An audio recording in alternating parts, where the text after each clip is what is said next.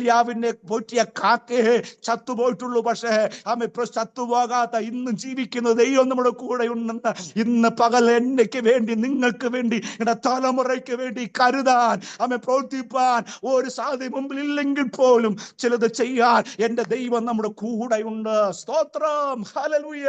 കണ്ടോ, മണ്ണില്ല, വെള്ളമില്ല, സൂര്യപ്രകാശം ഒന്നുമില്ല, അടിസ്ഥാനപരമായി ഒന്നും മുമ്പിൽ ഇല്ലായിരുന്നിട്ടും കണ്ടോ, അഹരോന്റെ വടിയെ ദൈവം തളിപ്പിച്ചു.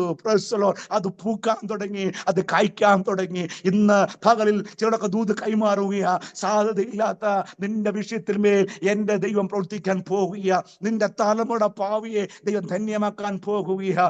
ശുശ്രൂഷ മേഖലയ്ക്കകത്ത് ചിലത് ചെയ്യാൻ പോകുക.